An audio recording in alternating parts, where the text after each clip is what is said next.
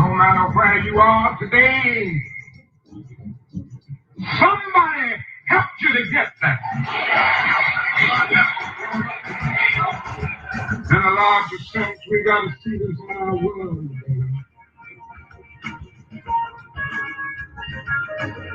Our white brothers must see this. They haven't seen it up to now. Great problem facing our nation today in the area of race is that it is the black man who to a large extent produced the wealth of this nation. The nation doesn't have sense enough to share its wealth and its power with the very people who made it so. I know what I'm talking about this morning. That man made America wealthy. At the very same time that America refused to give the Negro any land, through an act of Congress, our government was giving away millions of acres of land in the West and the Midwest, which meant that it was willing to undergird its white peasants from Europe with an economic floor. But not only did they give the land, they built land-grant colleges with government money to teach them how to farm. Not only that, they provided county agents to further their expertise in farming. Not only that, they provided low interest rates in order that they could mechanize their farm. Not only that, today many of these people are receiving millions of dollars in federal subsidies not to farm, and they're the very people telling the black man that he ought to lift himself by his own bootstraps. And this is what we are faced with. And this is the reality. Now, when we come to Washington, in this campaign, we are coming to get our check. We are owed $104 trillion on the low end, with a median $50 trillion for slavery alone. Some researchers say 24 trillion through 93 trillion, plus 735 billion recurring. This number doesn't include the cost of about 50 Black Wall Streets that were decimated, nor compound interest from 2017 when Sean D. Richardson's book, The Black Tax, was published. Nor does it include the cost of Black life, nor does it include the cost of living increases. The number I'm working with is for slavery, Jim Crow, and accrued ongoing systemic racism, oppression, and disadvantage in the country our ancestors built with their lives. If this is the number you would like to join me in the fight for, email me at friendsofadostv@gmail.com. That's friendsofadostv@gmail.com. Good evening on the West Coast. Good evening in the Central. Good evening on the East Coast. You know exactly who it is, family. Angela Nirvana, your hostess with the mostest on the Friends of ADOS TV channel, bringing you those ADOS hot topics and making the case for reparations, making the case for weaponizing the vote and socializing the suffering. And today, family, woo-wee, I'm fired up and ready to go. I mean, what's new? Hey, we have, as Martin Luther King Jr. said, integrated and migrated into a burning building. Yes, we have. And I am going to support all of the title in that show, on this show today. So I hope you got your libations. I hope you prepared to put your feet up on the hassock and kick back for a while, because it's going to be a fire show. I'm fired up to see what these Democrats are doing, what 85% of our electorate has voted for, they've been quiet, family. They've been quiet. Do you hear me? I can hear the mice pissing on the cotton. Yes, I can. Quiet as church mice. Don't have much to say after they see Biden's plan in his first 10 days excludes the very people, the very descendants of the most heinous chattel slavery known to the free world.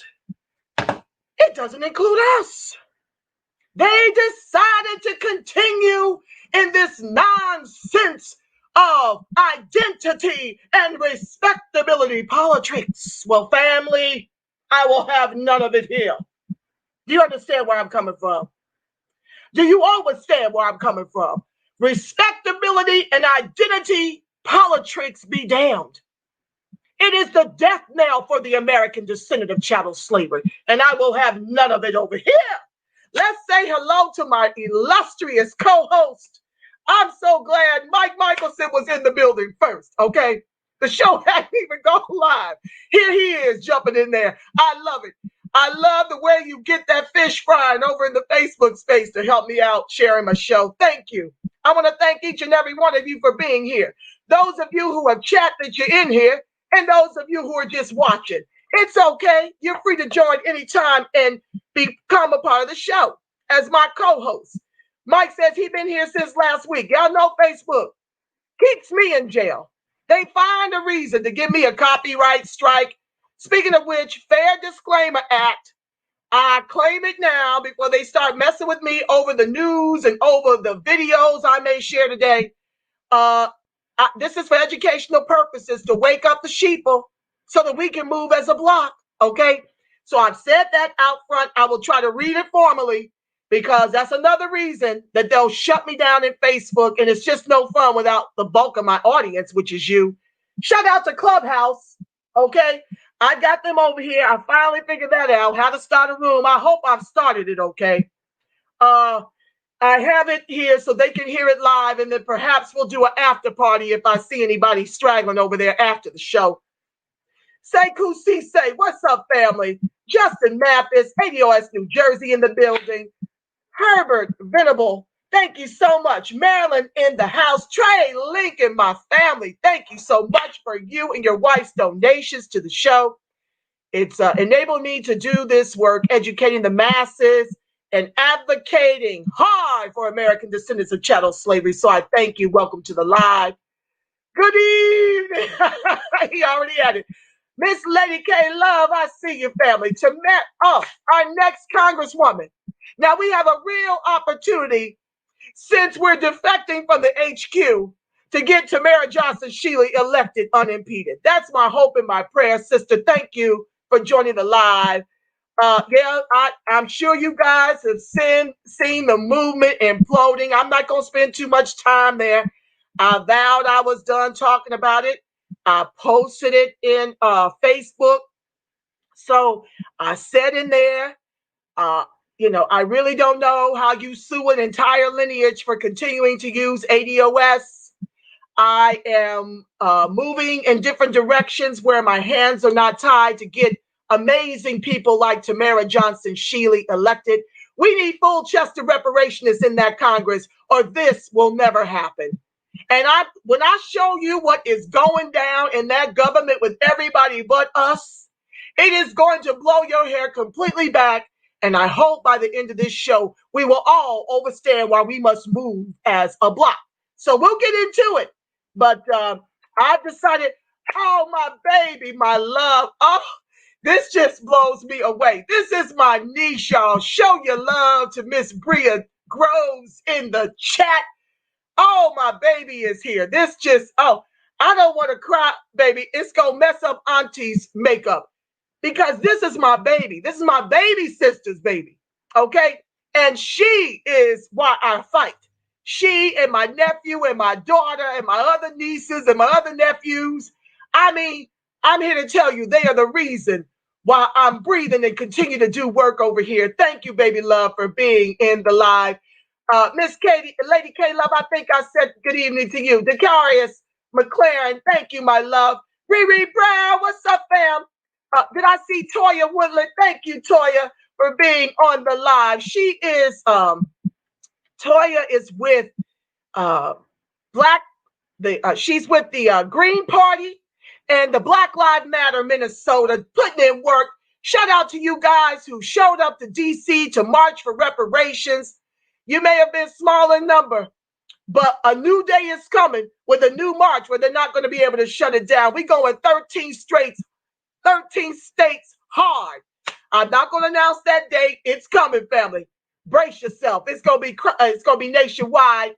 Terry Lewis, welcome to the live. Patty Kiki, thank you, my love. Robert Felix, another donor to the show. Thank you so much. Yes, you did. I was saying hello to your niece. Oh, thank you, my love. Show your love, family. This is a millennial in the building to learn from her auntie. And I'm just thrilled. Shanna Ward, I love you, fam. Thank you so much. Well, family, I don't want to delay it. You guys can type your comments. I'm going to intro the show with ADOS Miss Chrissy Bambusa. She's going to share with us about how she's living her life like it's golden, in Mexico. Family, some of these rents on some of these amazing mini mansions that she's been sending me from Mexico will just blow your hair completely back. So without further ado, because we got a lot to go over, family, let me bring her up so she can introduce herself and we can just expand our minds. I mean, they got bank accounts over there. We can fund y'all's reparations. Nobody says you have to be here and watch your whole entire people be replaced by immigrants. Let's bring her up, family. Show your love for Miss Chrissy Bambusa. Hey, family. Thank you so much for joining the live. Thank you. Thank you. I'm so happy to be here. We're so happy to have you. So let's just dig right in. Can you tell us, a little bit about your background, how we connect through the movement, and then tell us about how you living your life like it's golden over in Mexico? Well, okay. So let me start. I'm Christy, and I have 3 daughters plus 1. So basically, my children are 28, 23, and 13, going on 14 in 2 weeks. So the 4th one is actually the child of my ex-husband that calls me when she needs things. So I claim her too. If she on the payroll, she a daughter. So basically, I'm 45 years old. I'm going to be 46 in April, and I'm black don't crack. Melanin pop. Go ahead, baby. So I'm an educator. Actually, I started a homeschool collective years ago, and it's actually grown a little bit. And I took it online so that I can basically work as a digital nomad, with the intention of one day starting a school, which is why I'm in Mexico. So wow. Not officially, I'm here as a tourist because I'm here on a 180 tourist visa that anybody could get, really, who's from the United States. Now, what does that mean exactly? 180 tourist? So it's a visa. It's actually that, when you go through the airport and then you go through immigration and they stamp your passport. And they, you fill out, while you're on the plane, you fill out like the visa. And then they tear the visa off, you go through the line, they ask you why you're, of course, you're there for whatever purpose. So in my purpose, it was language immersion and, learning the culture. And I've been to Mexico. So before I moved to Mexico, I'd been to Mexico before. I'd just never been to the Yucatan. So I came here in November. And actually I had put into motion already that I was going to come because my sister and I had been watching many ADOS people come here. And we were like, the apartments for like $300 a month. So $300, family, a month. And houses like for $600 a month with pools. So I just thought of it as I wanted to start a school for ADOS children, basically, because I don't feel that they're getting the education that they needed in the school district. We need something extra, and we need that cultural piece to be proud of who we are, and we should be. So anyway, so I came here with the intention of someday starting a school, but wanting to live here first to see what it was like. And I started to think of other things, like my mom, who is in her 70s and had a stroke last August. And I was just thinking about how I could maybe help take care of my mom here, as opposed to her living out the rest of her days in America, wasting away in some nursing home. So, so I convinced my sister, who's 9 years older than me, that she should come too. And she actually works remotely also. She's in the mortgage industry. So, Wow. so for the longest, she put it off, and she's like, I don't think I can go with you. And I'm like, you can go with me, just ask your employer. So I said, and tell them that you need to, because you're a mom. And she did. And they were like, yeah, you're still an American citizen. You could live in wherever and work, just as long as you get your work done. So you didn't have to tell my sister twice. So I love it. So eventually my sister and my mother are going to join me and my 13-year-olds. So that's the story. We've been here since the middle of November, and we are just loving it. I'm staying in an Airbnb that's really basic. I mean, like, it only has one bedroom. My daughter and I are sharing a bed, which that's another show. However, I stayed here with the intention of other people who have come, our ADOS people have always said, listen, if you're gonna come to Merida, Mexico, you need to get an Airbnb or a hotel and then, get yourself a rental. So that's what the intention was. So that's what I'm doing now. So I'm staying at the Airbnb, and while I'm looking around for adequate housing. And you would be surprised how many of us are here. So I would be. So listen, Miss Angela, I have heard a lot of negative feedback. Let's address it. Bring them up for the naysayers, because you're the second person that I've met that has nothing but grand things to share about their experience in Mexico. So please, let's bring up the raw sewage and handle it. Go ahead. The negative. I've heard people say so Mike, hey Mike, you put an article out there about, and you read it actually, Angela, and it was about how this woman who was in her 60s left the United States. She was living in California. She's a Caucasian woman. And she was basically saying how she could never get ahead. She was talking about how, she worked for years. She was a single parent. So that was more important to her than like the rat race. So she was really trying to figure out how she was going to manage her retirement and what she would have. And then she realized she didn't have anything. So what she ended up doing was she ended up going to Mazatlan on vacation. So there were some comments that basically that people who do things like this are not truly transparent in their situation. So I addressed that in the feed, because at the point I had said all of the things, like I had posted all of these different apartments and houses, that were reasonably priced. So I was giving people evidence that yes, you can come to Mexico.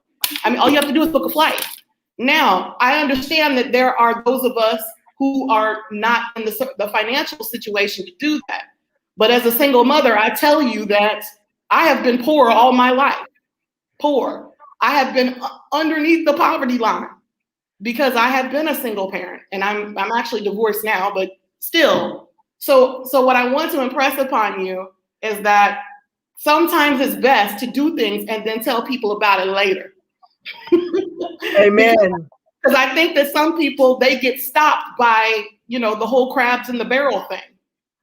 Yes, Gibson, Eugene, thank you for joining the live. He's asking about the kidnappers. And I want to know about the drug lords. Jesus, don't buy no drugs. That's what I got to say about that.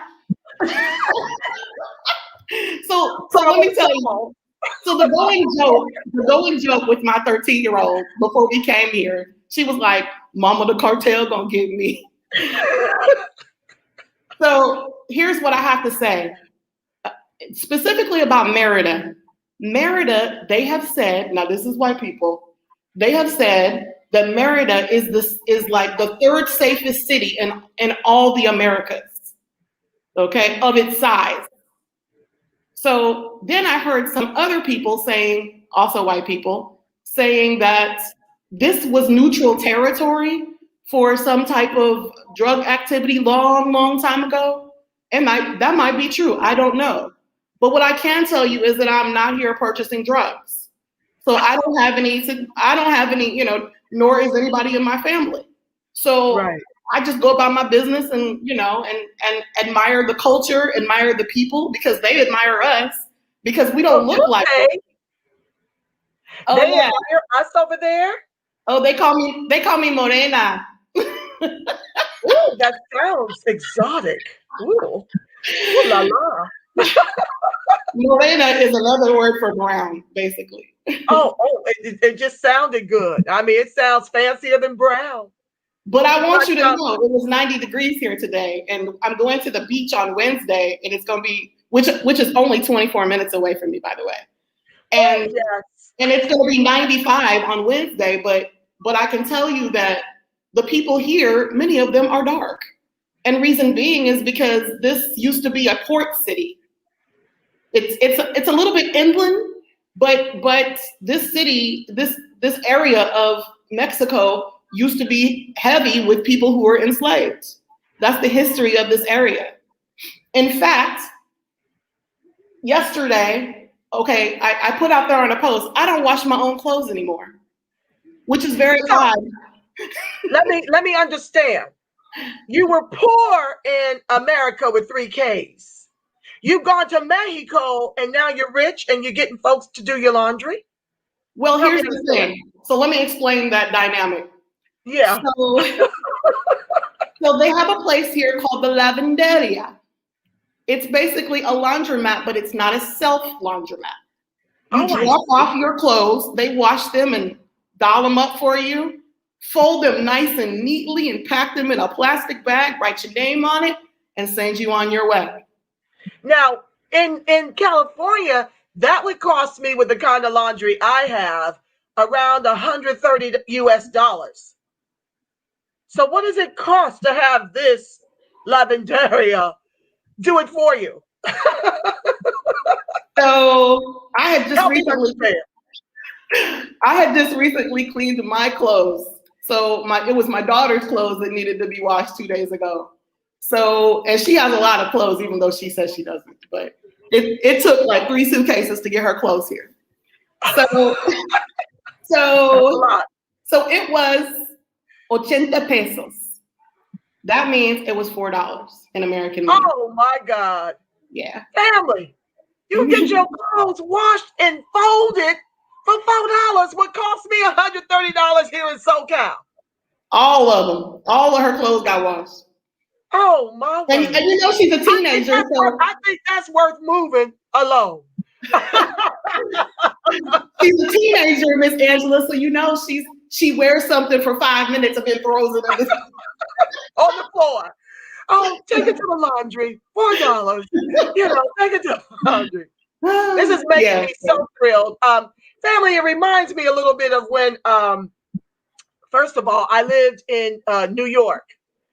Shout out to Jamie Burtnor. I see you, love.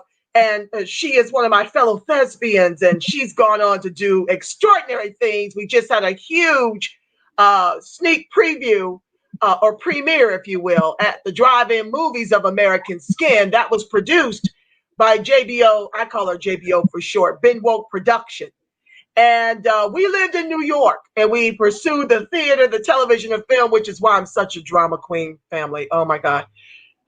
You know, that's how God made me. Anywho, I remember working at the National Black Theater and running out of Harlem because there was a rumor that you don't want to catch the sundown in Harlem, like something treacherous was going to happen to you. This is when I newly moved there and didn't know any better.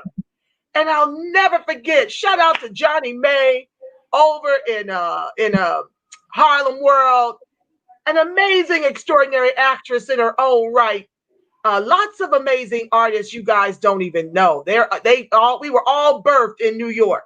Okay, anywho, one day after practice when I was racing and I was complaining that the sun was about to catch me down and I was going to self-destruct, she said, slow your roll, slow your roll, slow your roll. You can't listen to people tell you about Harlem. Let me show you Harlem. It was incredible when I allowed her to take me by the hand and show me Harlem World. I mean, she took me down to the Numbers joint. She helped me to get some over sugary sweet lemonade off the stands on the street. The people were warm. They were beautiful. They were just the energy, the heartbeat of Harlem. I fell in love instantly, and I vowed I would never take the mainstream media's word for any place in this world. And so when I travel abroad, and I've been to practically every island there is, because I love us, Black and strong, no matter where we are, I need to be with us. I would get off the plane, I would hook up with the bag boys, tell them to get me a driver from the neighborhood so that I could, after I rest my bags, go play in the hood. That's where all the best food, the best drinks, the best dancing, the best fun was in the hood with the folks who handled the bags and who drove the little gypsy cabs, okay? That is where you would find me every time I land. I don't want to be where the white folks are liming, okay? No, I love white folks too. I'm not a hater of anyone. I'm not xenophobic. I love everybody that loves me. Now, if you hating on me, hey, you reap what you sow. But anywho, so that's to one point about the cartels and the kidnappers in Mexico. Christy, she goes by a different alias here. She is the second person I have met that has lit up about her experience. Living La Viva Loca, living like it's golden over in Mexico. And so this show is multifaceted, family. I want to bring you our family, our people that are making strides and living an easier life without the threat of government-sanctioned execution, Black on Black crimes and murders due to institutional systemic racism, redlining into environmentally racist communities until we're gentrified out of them, lack of jobs, lack of businesses, lack of home ownership. A few of us are, I call us unicorns. We're the exception. And the fight for reparations is that so all of us can be exceptions.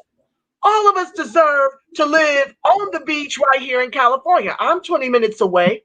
We all deserve to be homeowners. We all deserve to be business owners. We all deserve peace. We all deserve to live. And so that's what this fight is for. So I'm bringing you guests who I've come to love from their post in support of this show to share with you about these unique experiences.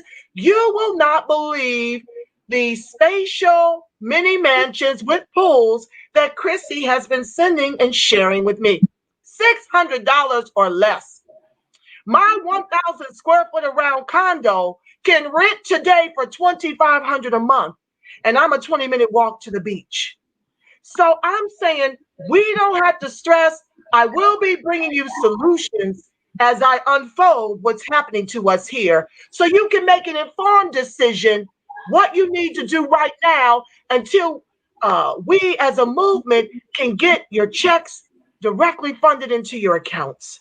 There are things we can be doing to restore our peace, and Chrissy is here to share about it. Now, I want to touch on this too, Chrissy. Someone mentioned about slavery over in Mexico. Now, I went to Cancun and I went to the Mayan ruins, okay? So there was a lot going on with brown people over there building pyramids and all kind of things. Chrissy, can you please share with my illustrious audience about that facet of Mexico's history? Yes, so I am not an expert, but I can share with you from what I've learned about that part. And I haven't actually been a lot of different places in Mexico because, for one, I'm doing a lot of working, and I'm working like strange hours because I'm attached to the West Coast with students in the West Coast. So basically I work from around 7 o'clock in the morning until 5:30 at night, my time, and I'm on Central Time. However, I will tell you that that the Gulf of Mexico, which is actually like the Costa Chica area, Veracruz. What I was saying to you earlier is that when I went to drop off my laundry at the lavanderia, the lady, seeing that I was brown and then listening to my Spanish, thought that I was from her hometown, which is Veracruz. Veracruz. So Veracruz is a city, but it's also a state because, you know, Mexico has states just like the United States. So Veracruz is also called, it's a city and a state. So Veracruz, Veracruz. So anyway, she shyly tells me that, like, you know, she's picking up my stuff and she's like, you know, I'm from Veracruz too. And I'm like, oh, I'm from Las Vegas. So anyway, so she was kind of surprised because she told me my dialect sounded like her, but anyway, so I'm getting to a point, and that point is that there are a lot of Black people in that specific area because of slavery. And many people, most enslaved people were brought to be slaves in Mexico and South America. So less of them were actually brought to the United States. So basically, Wow. yes. And that tells you something. And you know how we got all those people? From them breeding us, basically. Absolutely. You're absolutely right. They stopped, just to jump in, don't lose your thought. They stopped importing Africans, family. I want to say about 100 years into, it may be less than that. I read it in The Black Tax by Sean D. Rochester, which I'm going to be reading later. But they stopped it because why? It was no longer profitable to import African slaves. So when they stopped, I want to say and I'm just off the dome, okay? We were something like 4,000 when they stopped bringing slaves into the country. Then they set up breeding farms, which is why we are the coloring that we are, why we have the features we have. It was cheaper to rape us and to mate us and to breed us like chattel. That's what they did, and that's why we look the way we do here with just a whole bunch of different shades and different features. We can be as white as passing and as Black as the night in this country as a result of the breeding farms here in this country. These are things they owe us for, family. Back to Chrissy. Go ahead, sis. So they had breeding farms in Mexico too? Well, no, I was telling you basically that there were more people who were brought to Mexico and South America to be enslaved than the United States. So there's a lot of history of that here. And I don't know if you've ever seen the show, but there was a show once called Black in Latin America with Dr. Henry Louis Gates. And he went to Veracruz, and that particular episode he did was called The Black Grandma in the Closet. And he's basically talking about, he met a lady whose family was, she said, how come you didn't tell me that we're Black? That's what she asked her father. And her father is the one that's, basically has most of the African blood.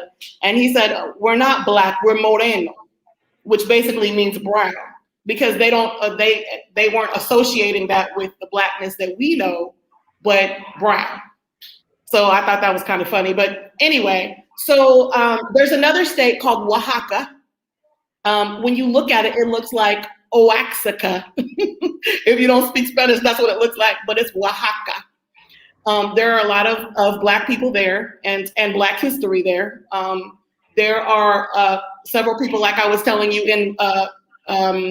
in Veracruz. And then there's another place called Guerrero. So that place is really interesting because I believe it's named after their first president. One of their presidents. And that would be the first Black president, actually. So, and they called him Guerrero the Negro. Yeah. And that's also explained in the Black in Latin America episode that's called Black Grandma in the Closet. I believe you can go to YouTube, after your show is over and watch the show because it's on YouTube for free. But anyway, so Mexico. Can I slow you down and you repeat the name so I can put it in the chat for others who may want to watch it? Sure. It's called Black in Latin America. And the specific name of the episode is called The Black Grandma in the Closet.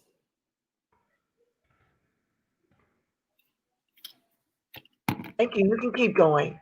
So basically, during that episode, Dr. Gates was talking with different people around Mexico about the history of, for instance, he started off with La Bamba, and the guy he's an ethnomusicologist. So he studies the ethnic music origins. So he was talking about how that song basically is African, but the movements are Mexican because they don't have the swing that that we have and the drums and all that, but when you cross the cultures together, some people don't understand the Africanness of it. So they just see it as, La Bamba and as something that's, Mexican. We do. This is all new information for me. But I'm trying to tell you that as an educator, this is what I believe. I believe that in order to graduate from high school, you have to leave the United States. You have to do a community service project. You have to leave where you're from so that you can know and appreciate other people's culture. And when you do that, you see yourself in that other individual. Every time. Because I'm gonna tell you, there's so much that since I've been younger, I've always had an affinity for just, international music. And when I start to find out, that, this person was inspired by the OJs. Or this person was inspired by, somebody from music revolutions that we started. You start to see yourself, in other people. And when they already knew who you were. So it's like, wow, you telling me about myself. I didn't even know. So this is powerful. Wow, rich. Rich. Okay, my sister. Let's see. Anything else? Everybody else is chiming in and giving us amazing links. So check them out, family. I know I will be. Brenda Renee Smith, thank you for joining the live. She says, I went to Europe in 1976 as a people-to-people student ambassador to 7 countries, Greece being one of them. Learned a lot. Everything is born from Africa. That's what it feels like to me. I saw other Blacks that were Suriname and Amsterdam. Wow. That sign that's on the bridge in Trenton that says Trenton makes, the world takes? No. Sorry. Travel is crucial, says Jamie. Yes, family, we must travel to expand our horizon and the way we see ourselves. It's critical. It's done wonders for me personally. Is there anything you'd like to add in closing? Because I'm at almost 6:10, and I've got to get into the rest of the topic for today. Oh, I do have a question. Why do some of them, when they get here, identify as white? I mean, I know it's advantageous to identify as white, but why would you? I guess that's why. It's advantageous. I don't get why you would be Mexican and want to identify as white, but a lot of them do that here in California, especially. Well, There are two reasons for that.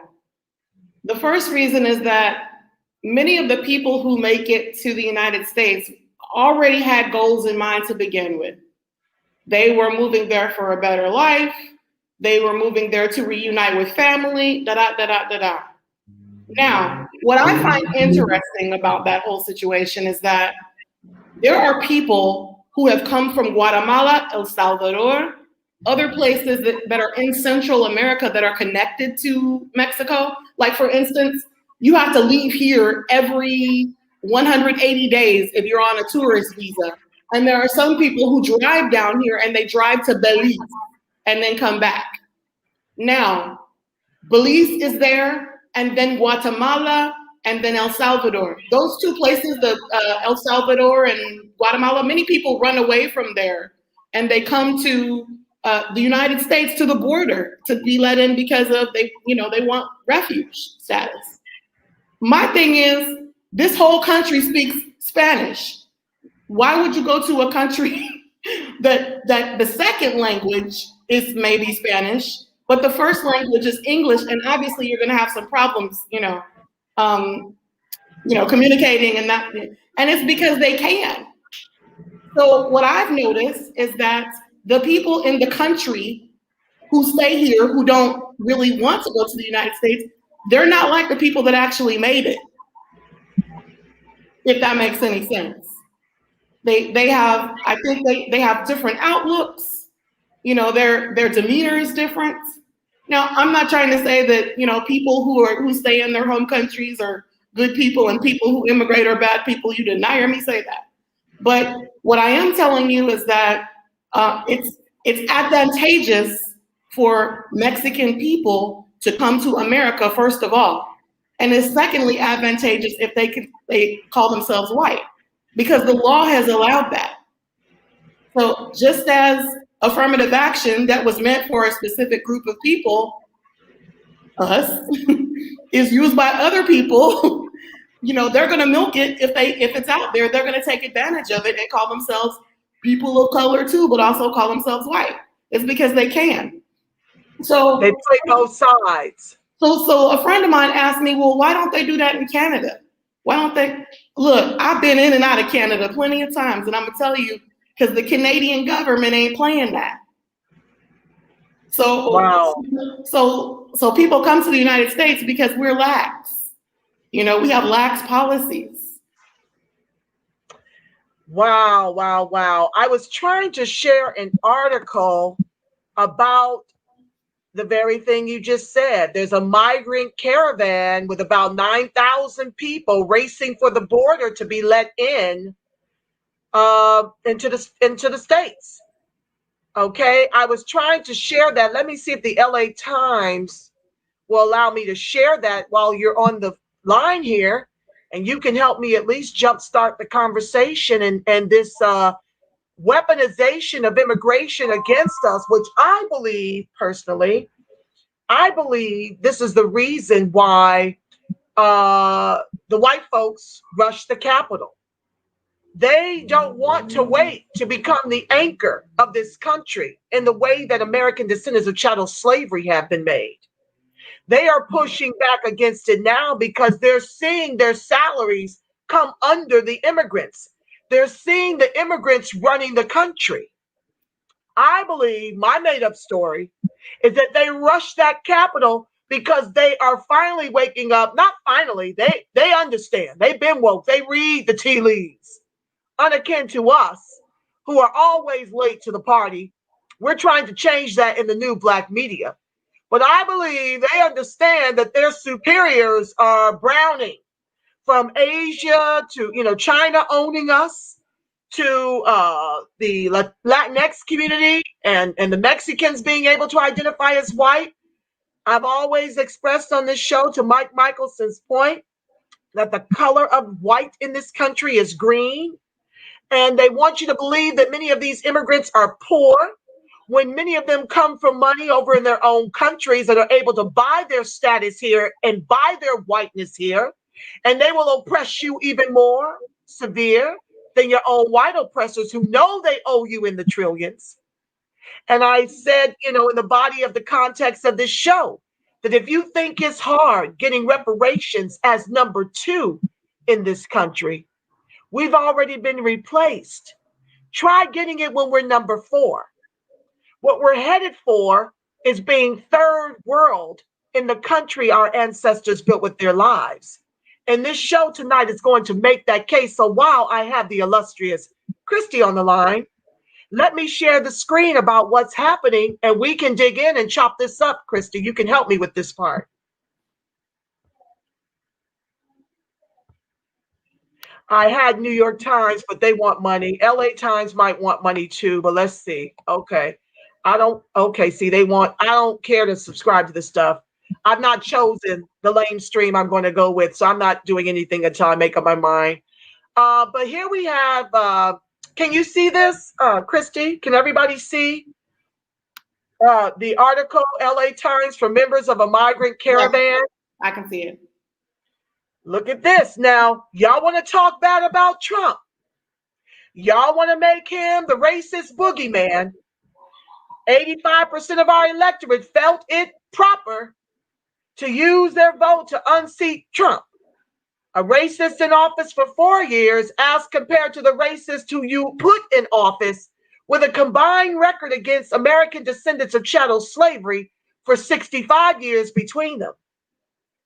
And all you have to do is check the records, or all you have to do is look at my archives. So let me dig in, and Christy, you can help me unpack this one. This is the LA Times recent article for members of a migrant caravan. Biden's immigration plan means little right now. Okay, January 23rd was this article. Roger was right back where he started. He crossed into Guatemala this month with thousands of fellow Hondurans seeking to make it to the U.S., only to become one of thousands sent back. We thought it was going to be different, but they treated us as badly as in Honduras, or even worse, he said. Now, me speaking, why do you think that was? Because of Trump. Because of Trump putting up these border walls and really trying to make, I know his primary focus was his own white kind, but nobody can show me a record as atrocious as Biden and Harris's against the American descendant of chattel slavery. Every time I ask, we've got to get him out. Well, this is the pandemonium that the mainstream media created for you to install 2 people who weren't on the path of winning on their own merits because of their records against American descendants of chattel slavery. So this was stopped because of not Biden, Trump. Okay? And Biden apparently knows we're dealing with a pandemic here. I said it with an L. We're dealing with a pandemic, and we're dealing with people who just rushed the Capitol because of this very reason. And why are they so quick to bring in immigration and to weaponize it against the American descendant of chattel slavery? Because capitalism needs an anchor. This country decided long ago that we were it, before they even formally came into fruition as America. They decided we were it. That capitalism requires a bottom caste and a bottom class. We are currently it.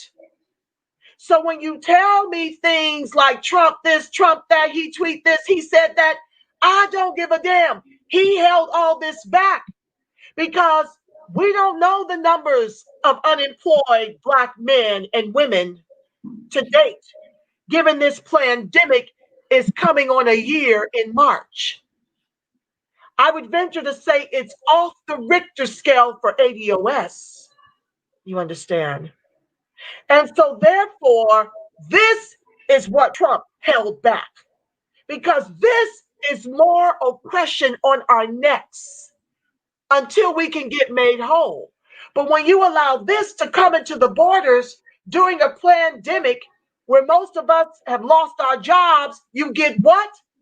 A bum rush on the Capitol is what you get. Because they overstood 72 million hard voting for Trump, that the Democrats were allowing this in here.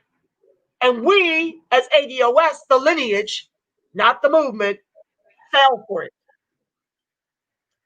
So Biden couldn't let this end just yet because of all the issues with that Capitol bum rush and the fact that we're struggling with the pandemic and, half the country don't have jobs, okay? And if it's half the country, when white folks catch a cold, ADOS catch COVID. Okay, so Roger, who spoke on condition that his last name not be used because of security concerns, had just descended from a bus at the El Florido border crossing Wednesday with about 24 other Honduran men, women, and children who had been rounded up by Guatemalan authorities. Me speaking. Family, we still might have a snowball's chance in hell to lean on Congress to change it with full-chested reparationists like Tamara Johnson-Shealy and to weaponize our vote in 2024. Weaponize it in 2022 to unseat the lames and weaponize it in 2024. Now, why do I say that? Because this here is why half of the Latinx community, maybe a little less than that, voted for Trump. You're dealing with elitists who don't want the poor bum rushing this country because now they've got white position. They've got white position in the government. They're running most of the corporations out here. They're about 53% or greater out here. We have gone from 16 to 5% down here as a result. You now have to speak Spanish in California just to get an interview. And when you show up, you don't have the complexion for the protection. So they're putting their people on. They're taking care of their own. We have no social capital at these tables down here. That's why we're 44% degree and only 6% of the private sector. And that's from Color of Wealth LA in 2014. Okay, so I digress. Back to the article. They were greeted by money changers conducting business from a wooden bench next to a sign that said, "Welcome to Honduras." I don't know why that noise is happening right now. Okay, family, my doors are open because it's rather warm, but anyway, inside my home, it's not so much outside. I'm trying to let some fresh air in here. It was a familiar scene for the last 4 years. The Trump administration successfully pressured governments in Central America and Mexico to stem the flow of migrants before they reached the U.S. border. In his first days in office, President Biden has already abandoned many of his predecessors' hardline immigration policies, reversing travel bans from certain Muslim-majority countries, declaring a 100-day moratorium on most deportations, and reiterating his pledge to propose legislation providing a path to citizenship for an estimated 11 million people in the United States illegally. Me speaking. He is looking to do this before making ADOS whole. We are the legs of the table that all of these groups, including white folks, eat from. He has nothing in his first 100 days to remedy that, not even the signing of the lame HR 40, which I'm not mad about, but it's the principle, right? That HR 40 needs serious edits. Descendant of Jamaican parents, Sheila Jackson Lee, is working with Narcan and Cobra, Pan-Africanist, to literally get HR 40 passed for $12 million in their pockets. Now, that's in addition to our taxpayer dollars paying them to be in office, plus the $25 million pay raise they just received in the omnibus bill, which was packaged in COVID relief. A lot of that was federal stimulus spending. And in that federal bill, about $703 billion went to foreign countries, special interest groups, and lobbyists. And only about $197 billion went to the people. You know that $600 you got? Speaking of which, while I'm on it, you guys need to look up Womply. If somebody can type Womply.com. If you don't have a business checking account, but you are a gig worker or you're an independent worker, 1099, self-proprietor, sole proprietor, self-employed. If you don't have a business checking account, visit Womply, WOMPLY.com. I'll try to remember to write that in if no one writes it in for me when I come back over to read your comments. Christy, I'm coming to you, sis. Just hang in there with me. I will definitely let you weigh in, but I want to finish these thoughts while they roll off the dome, okay? Because I will forget them. So please, there is a PPP forgivable loan out there, family. Y'all got to get all this money. You also want to check out the EIDL. I'm doing a show called Becoming Your Own Economy, where I'm going to be reading next Sean D. Rochester's book, CPR for the Soul. It's about $20. You want to get your book. Okay, tonight we're going to finish up, I hope. I don't know that I will, family. This is too important a topic to conclude, and I don't want to keep you longer than 2 hours, so I may get through a couple pages. But we've been reading as part of the Miseducation of Adocs in America with 3K's book club series. His first book, The Black Tax, The Cost of Being Black in America. Make sure you pick this up, family, because we've got to come up with solutions until they cut these checks. Okay, so get CPR for the Soul. I'll be reading this after I conclude with the Black Tax. But anywho, go to Womply, get all the money through the EIDL and the PPP forgivable loan. Don't worry about the SBA one. You that can't be forgiven. It's about 3.25%. If you're really in need of it, go for it. But try the route of the PPP forgivable loan through Womply.com, because you don't need a business checking account for them to fund you. And it's based on line item 31 on your Schedule C. You take that number, divide it by 12, multiply it by 2.5, and that will tell you what you qualify for. Let me do that real quick while I have your attention, ladies and gents. I'm going to do a little bit of math. People are getting as much as $41,000 in a forgivable loan, wherein you can write off as forgiveness for your mortgage, your utilities, and your overhead to be in business for yourself. It's a great time to be in business for yourself, but you will have had to have been in business for yourself before the pandemic. Okay, you can't just like go out here and start up a business and try to get this money. Okay, this is from your 2019 Schedule C.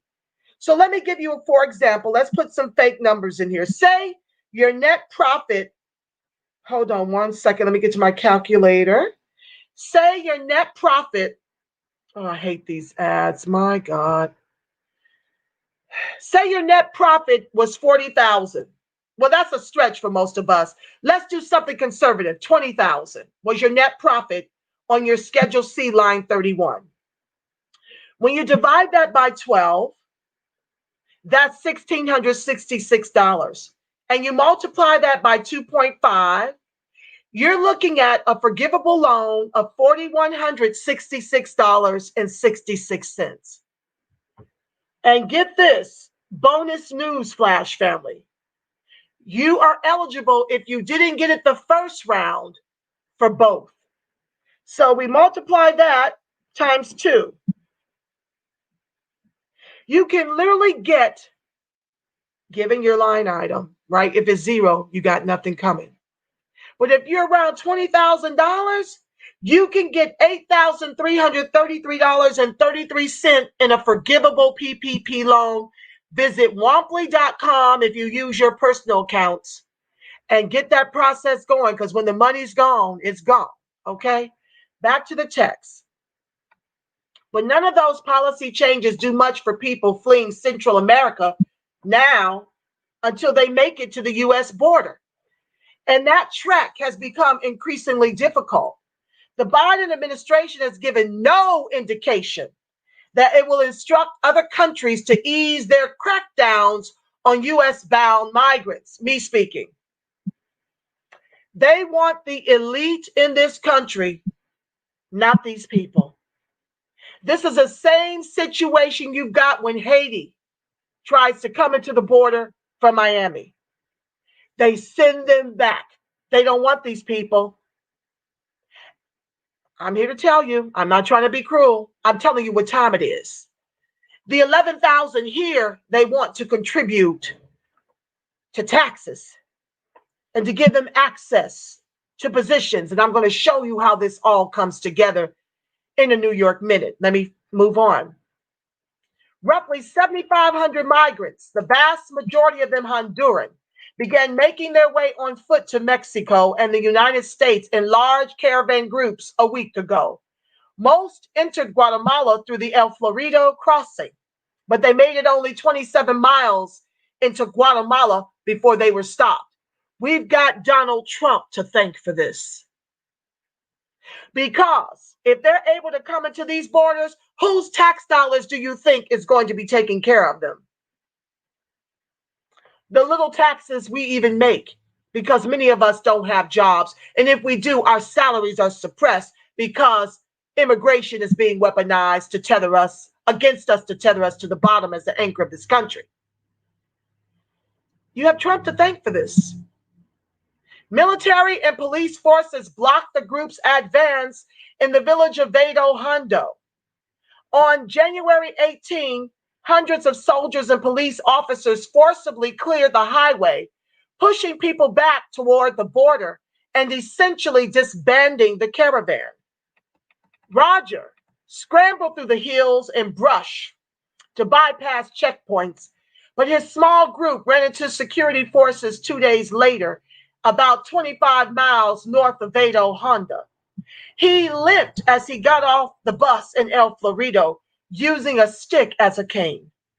As of Thursday evening, Guatemala had sent back at least 4,517 Hondurans, 111 Salvadorians, and 5 Nicaraguans during the previous week.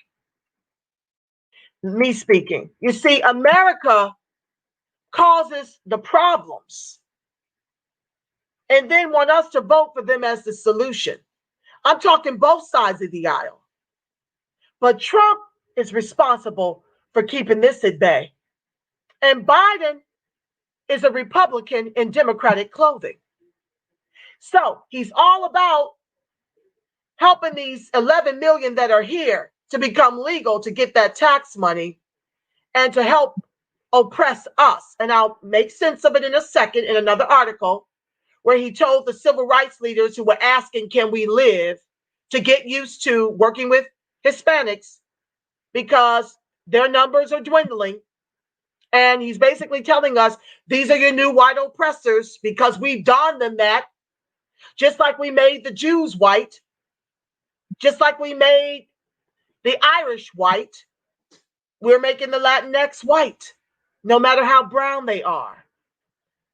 And you're also going to see in today's show all of the Black immigrants who are getting in the way of the reparations, who look like us, but are all about class-based policies, which we know don't fix race. That's another white and immigrant wealth transfer akin to our affirmative action that serves white women first, immigrants second, LGBTQIA third, and American descendants of chattel slavery are left to fight for whatever crumbs remain on the floor. I digress. Back to the text. Some migrants have been gathering along the Guatemalan border with Mexico, where hundreds of troops and immigration agents from both countries have been deployed to thwart them. Small groups made it across throughout the week. Caravans became common during the Trump administration, which denounced them as an invasion, and strong-armed Central American governments and Mexico into deploying police and troops to stop the flow. See, how much election interference has the U.S. done over there as they blame Russia for interfering in our elections? So you're creating the problems And now they want us to fix them. I get why they want it, but this is the government's wicked doing. You hear me?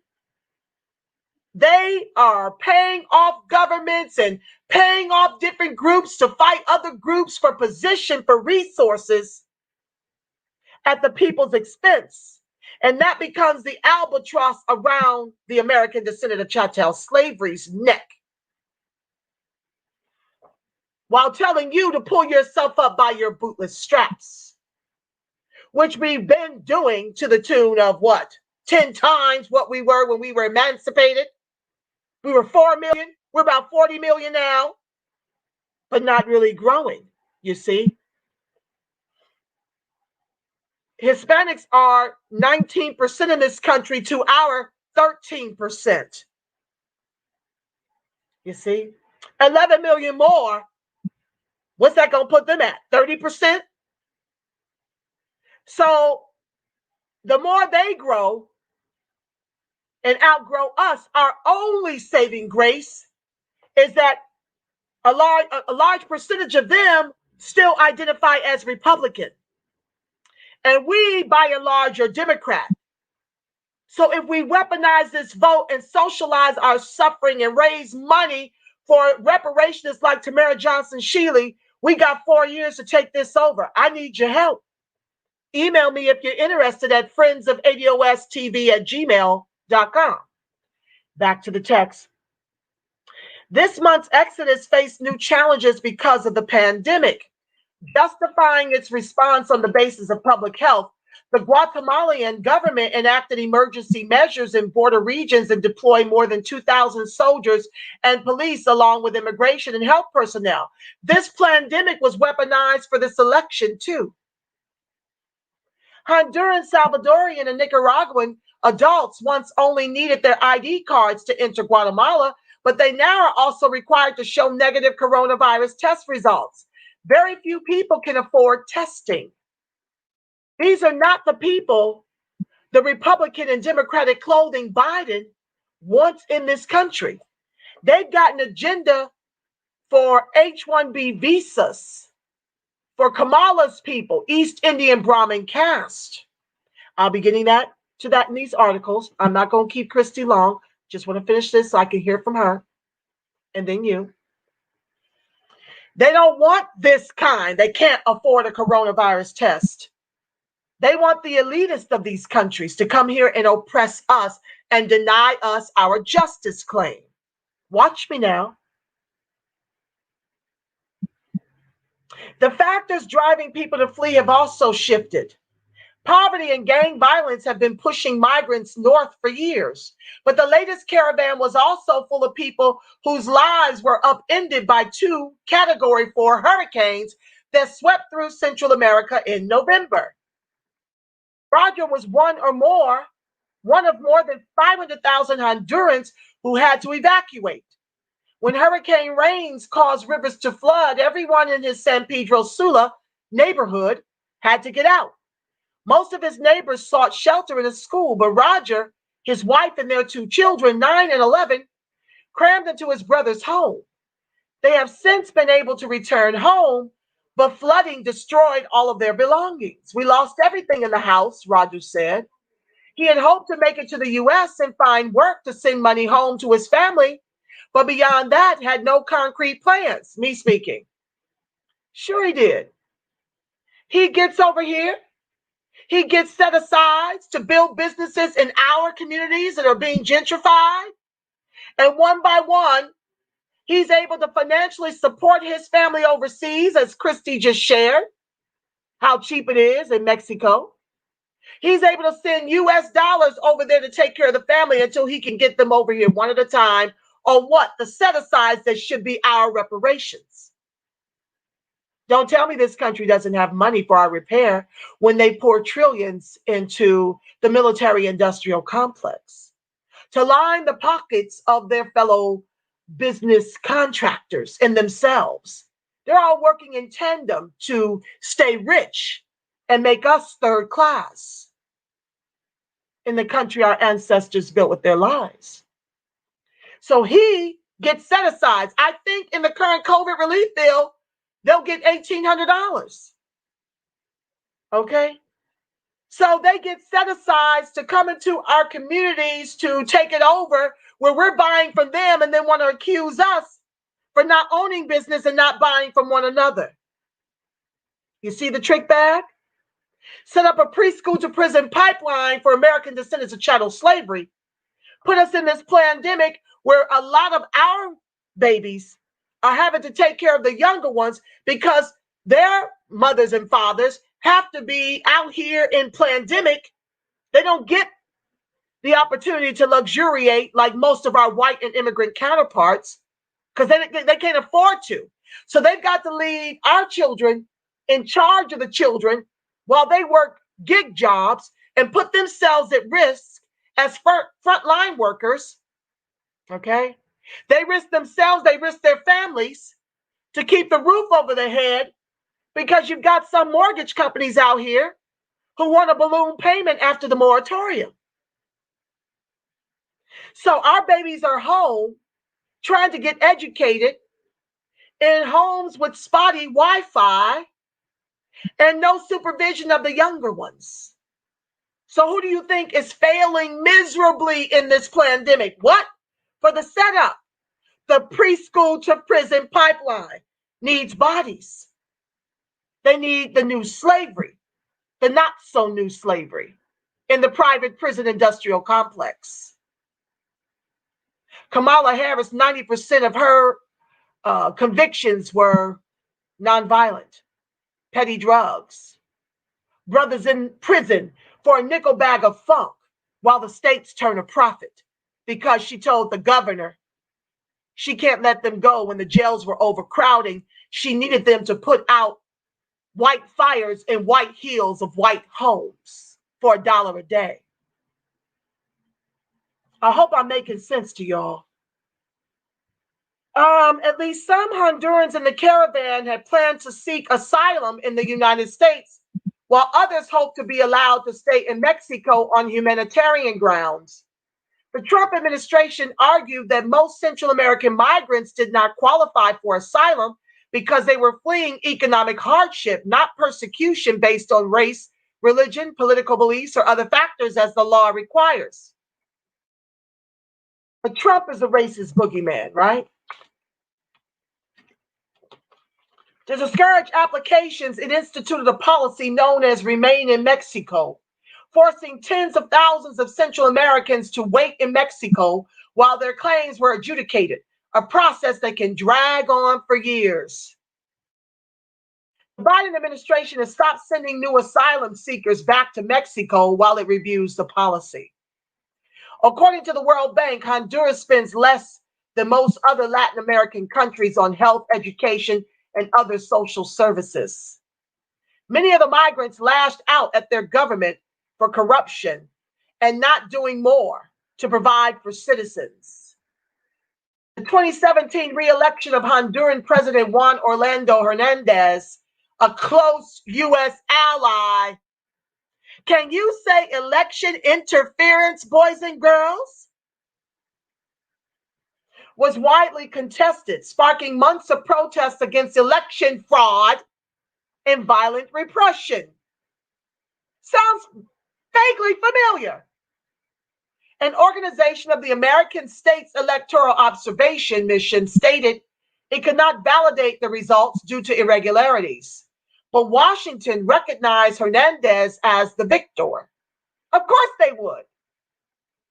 This is what I mean by America interfering abroad, creating these problems in the name of democracy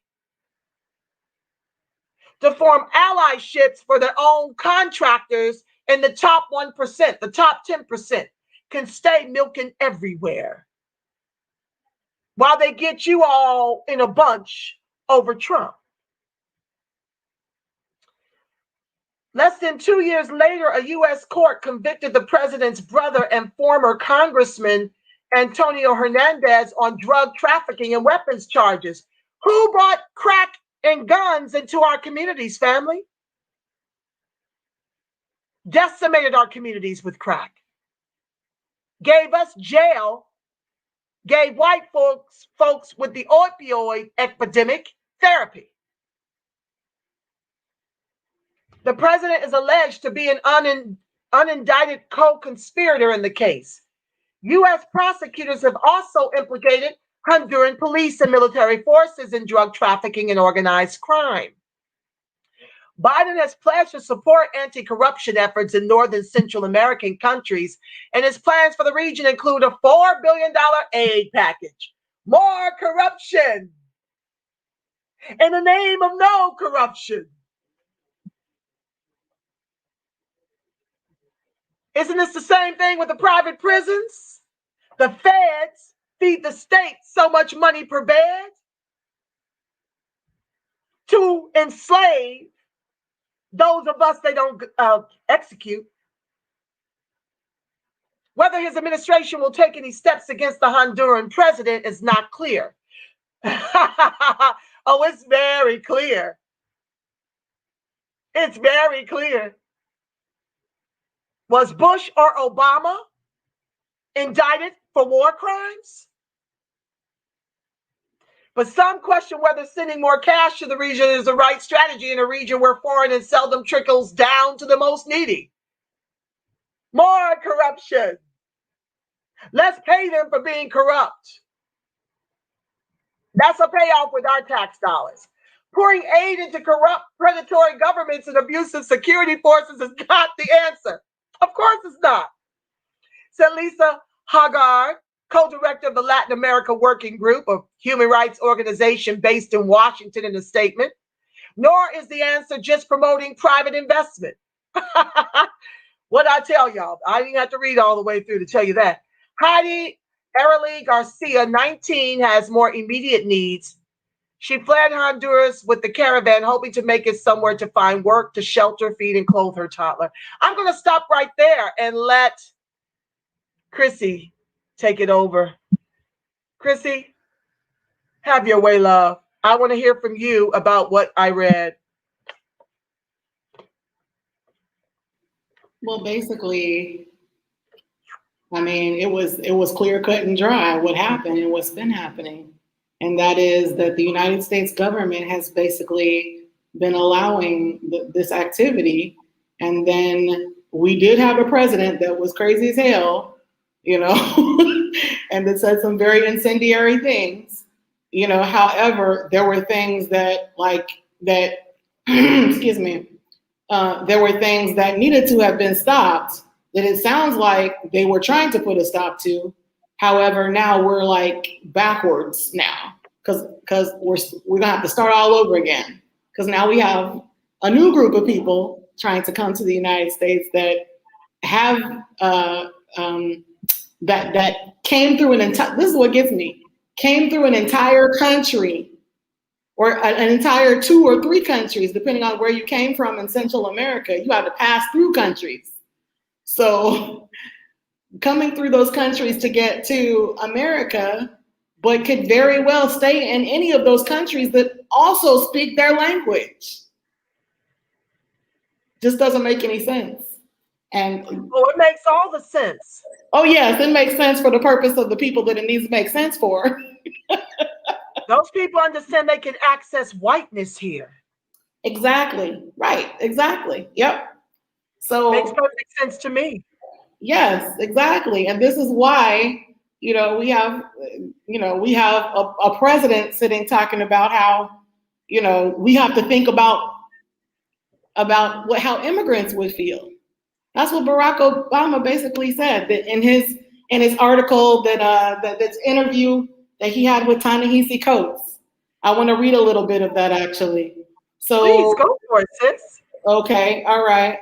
So Coates says they lost the war. Obama says they lost the war, small population, finite amount of money that it was going to cost, not multiple generations, but people in some cases who are still alive, who can point to, that was my house. He's talking about Germany and the Holocaust and reparations being paid to those individuals.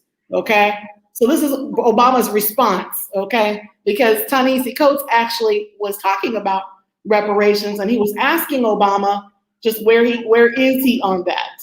Okay, So Obama continues. He says, that was my house. Those were my paintings. Those were my mother's family jewels. If you look at countries like South Africa, where you had a Black majority, there have been efforts to tax and help that Black majority, but it hasn't come in the form of a formal reparations program.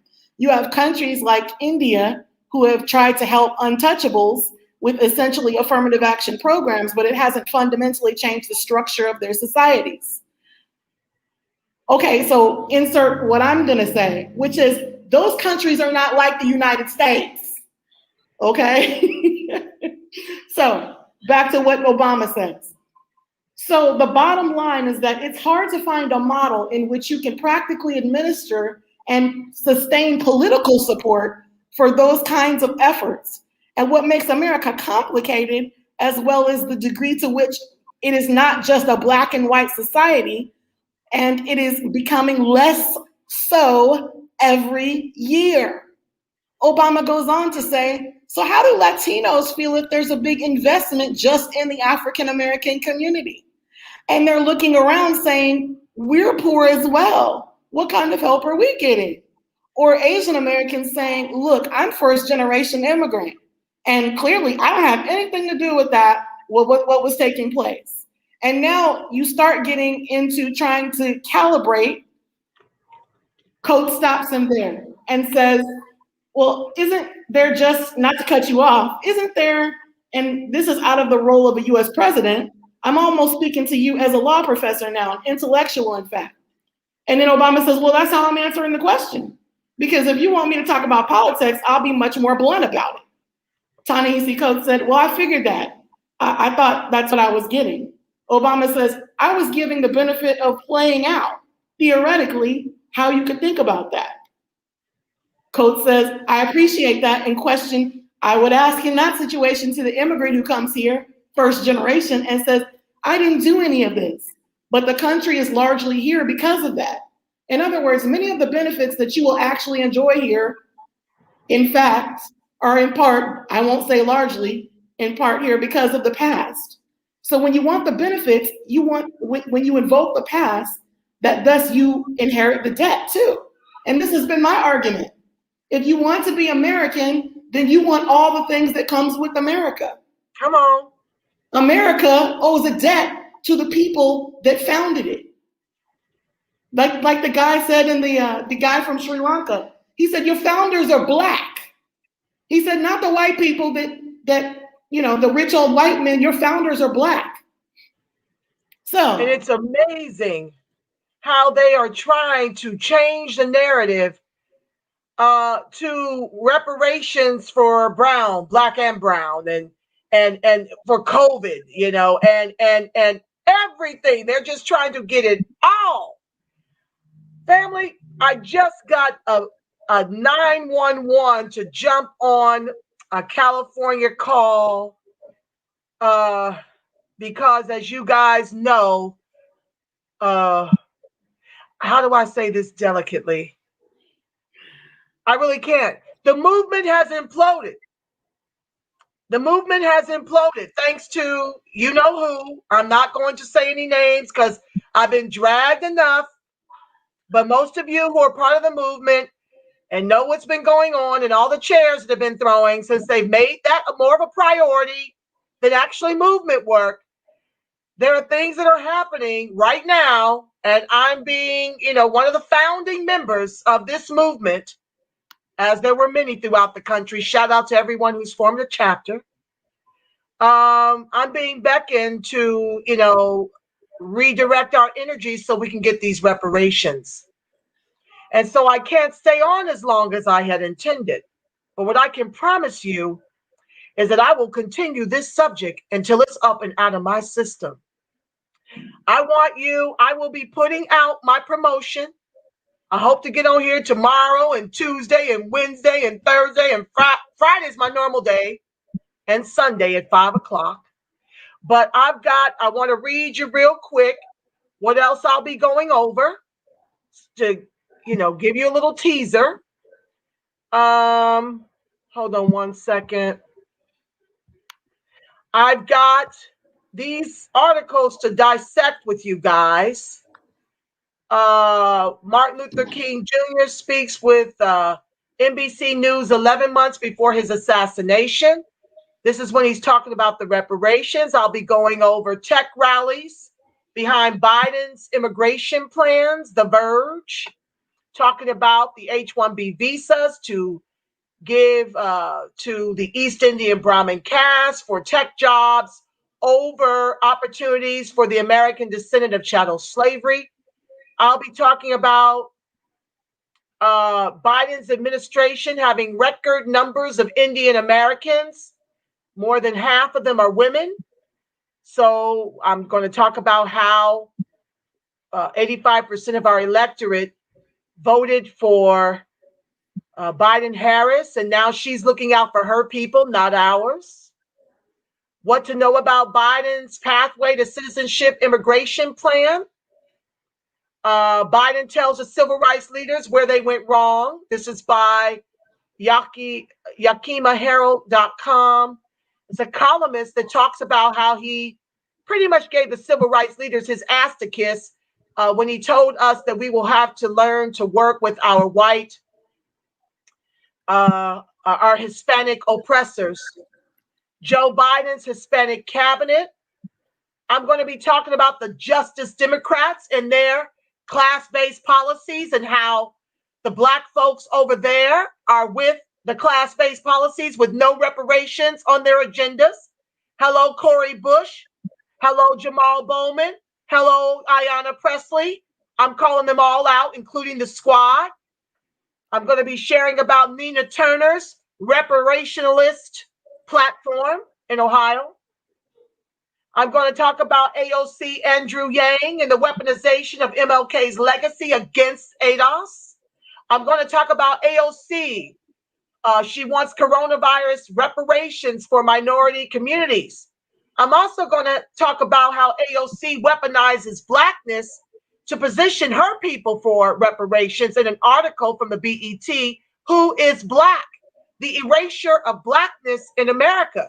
Dismisses the fight for social justice. AOC at her not so finest. So I pray you join me. I got to look at my calendar to be able to share with you the dates and times this week as I continue to unfold this topic of how we've been integrated and migrated into a burning building, to help you understand how we got here and why we need all hands on deck. With that said, family, I got 2 minutes to join this meeting. I want to thank you so much, Christy. I hope you do come back. You contributed much in your time here, and we're grateful to have had you as a guest. And before we go, I want to pray our prayer protection, that the light of God surrounds us, the love of God enfolds us, the power of God protects us, and the presence of God watches over us. Wherever ADOS and its allies are, God truly is, because, family, you are the face of God. You are the voice of God. You are the body temple of the Spirit of the living God. Until we meet again tomorrow or Tuesday, family, you go out here in these streets and you show the world who you are. And you be sure to make it a beautiful God-inspired rest of your evening. I love you, Black. I love you, strong. Peace, family. Thank you, Christy. I'll be in touch, my love. Thank you.